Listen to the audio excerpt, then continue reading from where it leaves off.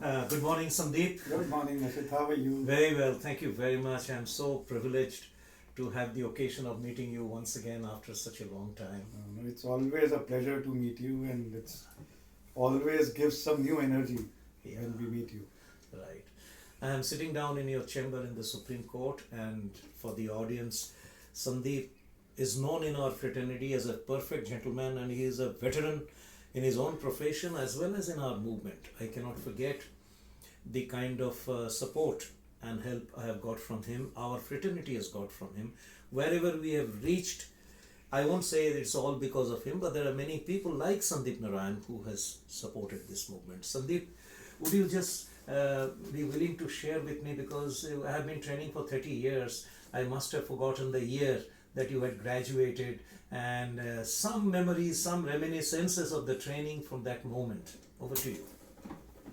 Well, I cannot forget anything that my first association would belong back in 1999, and my Delhi batch was batch 19, sometimes in 1999, 98 or 99. 99 should. 99, it was 1999, and of course, it has been a very motivational journey, and more than the program, the personal association that I have had with you has really helped me in the overall growth and change in our outlook, and it has definitely somewhere affected my personality as a human being. There is no doubt about it. As a And professional in one of the topmost realm of the legal arena in our country, you were, I know you're much younger than what you are today. How did you, what are the areas where you thought you had benefited professionally from your training with us? See, I came from a family of lawyers, so it was going in a particular manner, and I must confess that uh, if we use the expression born with a silver spoon in your mouth, I think I was. But what changed in my life after undergoing the training and after my interactions with you were a lot of simple processes in life which we were ignoring. And I think, although Geeta also said it, but the one thing which changed as far as my success in the profession is concerned is the reiteration of the principle that karm karenja aur phal ki parwa mat kar. Because all said and done in this life and the struggle and the effort that one has to put in this profession, I think that really somehow you also communicated the same things, and adopting that made a lot of difference to me professionally, Ashit. Excellent. Now, those days are over, and the world has changed substantially, especially things that are going on in our country. There are a lot of changes. There are political changes, social systems, everything has changed. So, how do you impartially feel the relevance of the same methodology? Because I have not changed my program. I impart the same program that I learned from my master, and the current batch is, I just concluded my 57th batch in Chandigarh, and I'm 70 years young and still doing it, thankfully, thanks God. But in today's scenario, how do you see the relevance of the technology, of the methodology, of the process through which you were trained those days? See, I would put it slightly differently. The essence and qualities of a good human being were always there, whether it was the ancient civilization or whether it is today's world, pre-pandemic, post-pandemic. That situation will never change. But the benchmark for being a good human being, I think, is what has changed now. And that is where the relevance of the teachings that you have imparted, that make a difference in achieving certain higher benchmarks. That is, I don't know whether I am able to express what I want to Yes. say. Okay. What was in my mind is, let's say, one very specific example that I want to give, and specific feedback that I get is, I don't have time to go 1.5 months training with you. I want quick results. Do you have a seminar? Do you have a 1 or 2 hour lecture? Something. Most people are willing to you know, there is a quick fix method that they're looking into. They do not have a patience to take the training. Even our traditional training courses like Dale Carnegie and all, and they have also now changed, and they have short-term programs which they used to do in 1.5 months. They want to achieve in. And personally, as an individual trainer, I feel that the satisfaction that I have got by training, by getting that their time commitment, time investment, energy investment, money is not our consideration for that moment. That is a necessity. Oh yes. There is no shortcut to success. That's one sentence which not only you taught, my parents also taught. So there can be no shortcut. One has to invest in time if you have to improve in the profession or as a human being or as a person. You have to invest in time. So that is why the modules that you have, the 6 weeks, 8 weeks modules, are always attractive and will always stand the test of time, according to me. Okay, now unfortunately, we have just given, I have shared with you our plans that we are a very exclusive fraternity. We have traveled together for so many years. It's a 25 years legacy in India, and about 181 batches completed, 3,500 excellers and top trackers on the race. Not all of us together, but we are a great fraternity in a movement. And now we are now a registered NGO, and today is the D-Day. I have come to your office to talk to you after registering our NGO. So this is a very crucial day, and what we are recording could be a history sometime later. So with this establishment of one voice world as a theme around aligning the ways of humanity with the order of the Mother Nature, this theme and the convention that we are planning in the month of September, the 24th, 25th and 26th, a global convention which will include symposiums, seminars, presentations, galleries, culturals, classical, non-classical. We have drawn an outline theme, and days are very tough. You are also alerting us very often, Ashit, let's be very careful because funding could be a problem, things like that. What do you feel about the prospect of such a convention? In one line, if I can give you an answer, कि जैसे मंथन के बाद अमृत निकलता है, वैसे ही आपके experience के मंथन के बाद, I think this is the Amrit and the ultimate thing. And you couldn't have put it better. If you recollect, we had a conversation during the lockdown of Corona while we were doing that Anchors Away also. Yes. And I very distinctly remember you said कि we are blaming a virus or we are blaming China or Wuhan, which we should not. We ourselves are to be blamed because we have been cruel to the nature.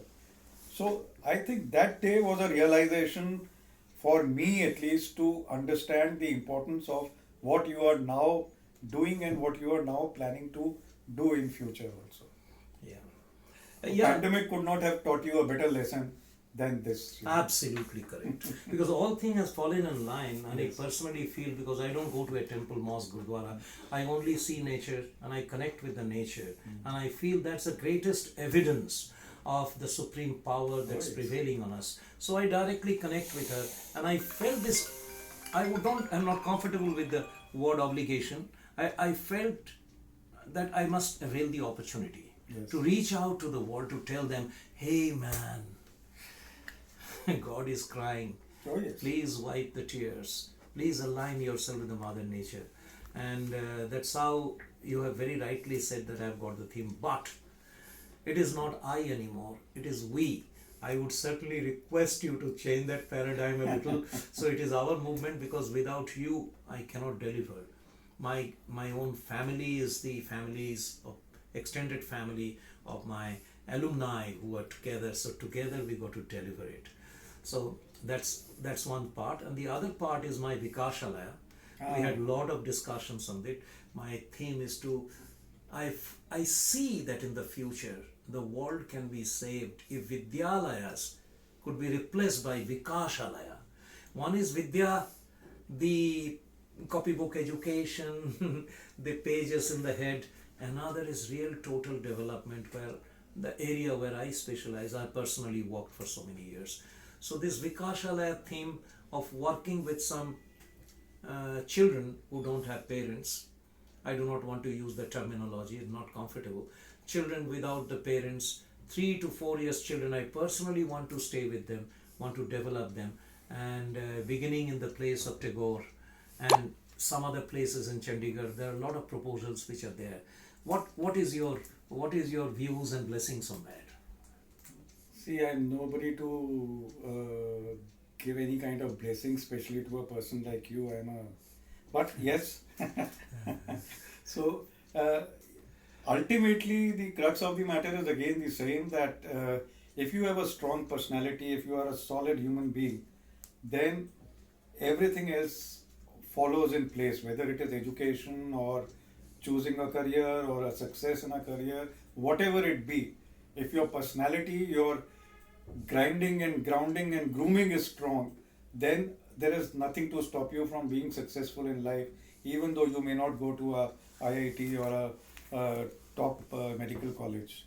So, as long as you are focusing on that part to make good, strong, value-based training to young children, especially in our country where they need it, I think it is one of the most magnificent ideas, and we've been discussing about it for a long time. The earlier also we had talked about the Shanti Niketan project. So that of course is a very brilliant idea, and inshallah you must do that. Last question, a little personal about your philosophy. We have learned in the management parlance that, forgive me for saying, lawyers, doctors, engineers, chartered accountants are left-brain people. They're very calculative, they're very academic, they're very theoretical, more theoretical than practical. You see the books all suggest that you are sitting in amidst the library of theories. Now, asking you personally, I am on the other side. I'm basically more a right-brain person, a heart-centered person. I believe that if you get down to work, goals are important. But being bogged down with goals don't give you the results. So, calculated people always warn me, hey, be watchful. Where is the roadmap? Where is the planning? I sometimes overtake that. I should not totally overtake it. There is a bridge between the left brain and the right brain. What is your philosophy? What works actually for you? What has worked for you actually? Have you been totally a left brain person, or you have been a heart-centered person? What has given you the element of joy and success in your life? I think I will put it this way, that for establishing oneself initially, there is nothing wrong in being a left brain person. But as you grow, as you attain certain things in life, and especially contentment, you've always noted this, that I've always been a content person, not over ambitious. So let me assure you, the other part of the brain also starts improving as you grow, as you mature, as you grow older, and it's not only the left part which is working. But it comes with time. It comes with time, it comes with a lot of experiences in life, and it of course comes with age. And mentorship and training. Mentorship and training, of course, it goes without saying. That's what I have said, that initially the personal development and the awareness that one gets, of course, helps you to get it faster. It may have come at a later date, but it came faster. I was lucky to do the programs that you offered. So it comes a little faster, and therefore I won't agree with the statement that all lawyers or doctors would be only left-centric. With age and with some bit of success and contentment, I think the right side also starts functioning. Yeah. Okay. Thank you very much for this inputs and this interaction. And there is someone who is recording this conversation. He also needs to be told. And what do you feel after this conversation, Kapil? Because you are also a veteran in this movement. You have taken the course before Sandeep too. Yes. Correct. And here is Kapil Agrawal recording this conversation. He is an entrepreneur, and he is in the international trade business. And over to you, what do you feel about... Thank you very much for the opportunity. It's always a pleasure meeting up with Sandeep. I mean, he's my ideal of what a perfect gentleman should be. I keep telling people in my next life I will be like Sandeep. Oh, I come cannot on. achieve that perfection this time. But yes, it's very heartening to know that even lawyers have a right side brain, and they work on that as well. And yes, you need a balance of both. And maybe yes, early in life you need a lot of left brain. You need to get to some place, and then the higher realization happens. So it's a process, I guess, and we just follow the process. And I guess we're all very happy to be part of this process now, which where Ashit is leading us. So lead on, Master. Thank you very much. Thanks a lot, Kapil. Let us be together. Thank you. Let us serve Mother Nature. Yes. I always say she is the presiding officer of this movement. Yeah. We all are her children, Yeah. and the mother always encourages the children in strange ways that we Oh, don't yes, understand. yes. So, Mother, Thank please you. bless us. Thank you very much.